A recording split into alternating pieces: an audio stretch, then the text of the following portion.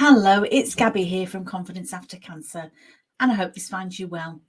This week's topic is something that more and more people are reaching out to me for help with, and so it's something I thought would be interesting to cover in a podcast, and that is people who have had a similar journey to myself, who have had a corporate career and then have been stopped in their tracks by a cancer diagnosis. And people are asking me all the time, is it possible to go back to that corporate career without sacrificing your health? And it's a really good question. So I've got three real top tips for you, and three things that I think are quite common themes that have helped me and that have helped other people to return to work successfully and to continue in their career without getting stressed, without getting burnt out, and without losing their joy for life. And so my story was really, for many years, I was very stressed out at work. And when I say that, I think it sort of becomes the norm. I didn't feel particularly stressed. I felt I was busy, had quite a responsible job. I loved my job. There was so much about my job that I loved. I loved the company that I worked for. I love the people that I work with. I got a lot out of spending time with my team. I got a lot out of achieving the goals and the objectives that I was set.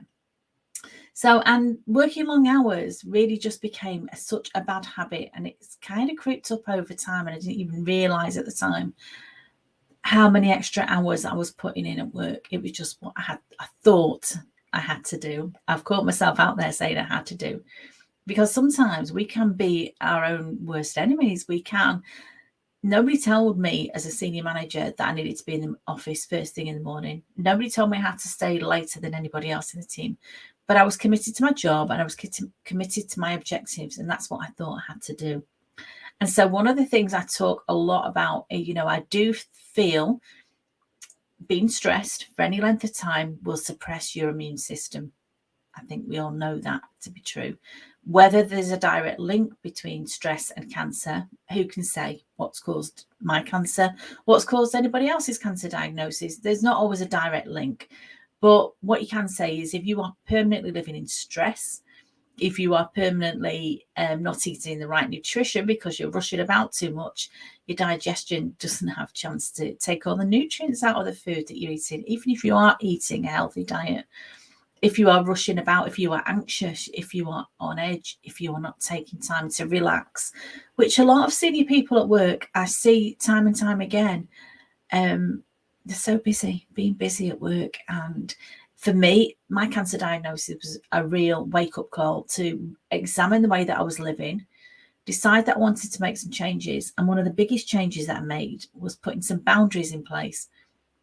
And again, it wasn't particularly that I had to have a conversation with the people that I work with. It was more about having a conversation with myself to say, there's no prizes for being in the office early. There's no prizes for killing yourself for a job that can replace you tomorrow. Yet work and careers are such a fulfilling part of many people's lives, but it doesn't have to be this way. We do have choices, and sometimes we don't realize we've got those choices. And sometimes I'm working with people who are putting boundaries in place, and it can be difficult if they have always been the one who's volunteered to do everything, the one who's always taken on extra tasks outside of their job. When they actually start putting their self first, it might feel strange. It's like any new habit. It might feel strange at first, but it can be done and it can be achieved by focusing on really what's important to you. What is important? Is the job important? Or is your health just as important? Is it, they say you can't pour from an empty cup. And I love that saying, because for many years, many people are running around, particularly women, particularly mothers, that nurturing side that we've all got inside of us, which is lovely. And it's great that you want to care for people and you want to look after them. But it shouldn't be at the expense of looking after yourself. And that's something, again, that I work with a lot of people about, is setting boundaries. The next thing I want to come on to is habits and rituals. And I've started a little series about Self-Care Sunday. For me, that was a big thing. Making a conscious effort once a week to think, what self-care can I do today? And what self-care am I going to plan in for the week ahead? Because if you're busy, time just goes away with you. If you don't schedule time for the things that you want to do, to look after yourself, to nurture yourself, to care for yourself, quite often People will say, oh, I'm too busy for that doctor's appointment. Oh, I'm too busy to go to my yoga class. I'm too busy. We can all be too busy, but it's putting those things in place as a priority, because they are a priority. Just as you would with any important appointment, put some time for self-care into your diary is one of my top tips. And rituals, I'm going to talk about this a lot more in forthcoming podcasts. Little rituals that change the way maybe that you've been. I know now some of the food that I eat and things that I drink and the way that I structure my day, they're my little rituals that help support me, because I know that I'm building myself a healthy and happy life. And I'm not going to do that by accident. I've got a plan for that. And I love to share the plan that I've got with people that I work with, because there's a lot of elements to it, and some things work for some people and some don't, but we can pick and choose the healthy habits that we all want to have, the rituals that we have. And I always say to women that I work with particularly, think about the woman that you would like to be in a year's time. What does she do? Who is she spending her time with? What self-talk has she got? Is she beating herself up, or is she actually bigging herself up? Is she actually a friend to herself, or is she a critic? What are the habits that she's got? What's the food that she's eating? What does a working day look like? When does she structure some exercise into her schedule? When does she plan in some time for fun and relaxation? When does she do that? This woman that we're striving to be. Okay. And the third thing that I'd come on to is support. Now, hopefully, if you work for a good organisation, you would have support from your line manager. You might have support from your HR, or P&C as they're called in some organisations, people and culture. There are specialists who look after people, but any line manager has a legal duty to look after anybody who's had a cancer diagnosis. You are protected by legislation to make adjustments to your workplace. Certainly in the UK, I'm talking to the people that in the UK, I know that law very well. People aren't always aware of their rights, and I can help you with that, can point you in the right direction to find out the legislation. But it's more about support, a personal support. And I'm hoping if you're listening to this and you're struggling with this return to work, you have got a supportive and an understanding line manager, because if you haven't, that can be a source of stress as well. It's not insurmountable, but it's another challenge.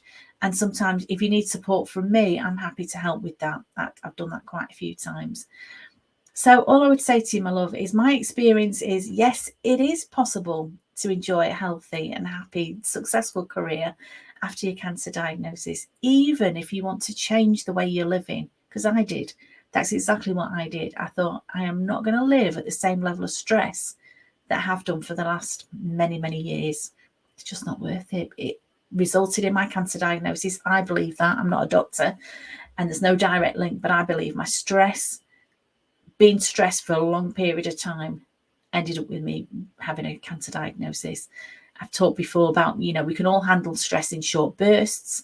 If we've got something that needs dealing with for a short period of time, our bodies are designed to do that, to send all the blood to our arms and legs so we can run away from whatever's chasing us, away from our brains. So we don't need to think clearly, we just need to run. And away from our digestion, because, again, you're putting all your energy into getting away from the danger. And that's fine for a short period of time. When you're doing that for a long period of time, any sustained period of time, and you're not digesting your food properly, you can have the best diet in the world, but you're going to be malnourished. You're not going to be getting the nutrients that you need to get. But again, that's all things we can work on, and that's things that I've worked on. I've got a lot of experience in this. If you've got any questions about anything I've just said, please get in touch. I'd love to talk to you. Have a wonderful week. Thank you so much for listening. It's always a pleasure to hear from you. Love to hear from you. And remember to stay safe and stay sane. Take care, my darling. Take care. Bye-bye.